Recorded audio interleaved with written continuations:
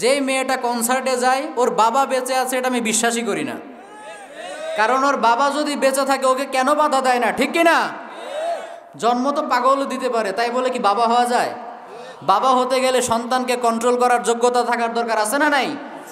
তুমি তোমার মেয়েকে কন্ট্রোল করতে পারো না, সন্তানকে কন্ট্রোল করতে পারো না, কে বলেছে তোমাকে বাচ্চা জন্ম দিতে? বাচ্চা জন্ম দেওয়া তো তোমার কাজ না, বাচ্চা জন্ম দেওয়া পুরুষের কাজ, ঠিক কিনা? মেয়েকে কন্ট্রোল করতে পারে না, সে তো পুরুষই না, সে হলো হিজড়া। সে কি? এজন্য কারো যদি মেয়ে এরকম অবাধ্য হয়ে থাকে, বি কেয়ারফুল, সাবধান হয়ে যান। আপনি আলহাজ হয়ে তো লাভ নাই। আপনার মেয়ে যদি এরকম বেপরদায় ঘোরে, ইসলামিক টার্মিনোলজি অনুযায়ী আপনাকে দায়ুস বলা হবে। আর আল্লাহর হাবিব বলেছেন, সালাসাতুন লা ইয়াদখুলনাল জান্নাতা ওয়া লা ইয়াজিদনা রিহাহা। 3 শ্রেণীর ব্যক্তি জান্নাতে তো যাবেই না, জান্নাতের ঘ্রাণও পাবে না। তন্মধ্যে 1 শ্রেণীর ব্যক্তি হচ্ছে আদ-দায়ুস আল্লাযী ইউকিররু ফি আহলিহিল খাবাস।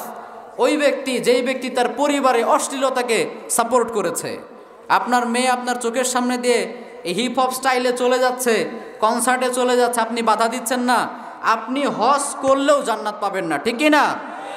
এজন্য আমরা যেন আমাদের সন্তানদেরকে কন্ট্রোল করি। আল্লাহ আমাদের তৌফিক দান করুক, আমরা পড়ি আমিন।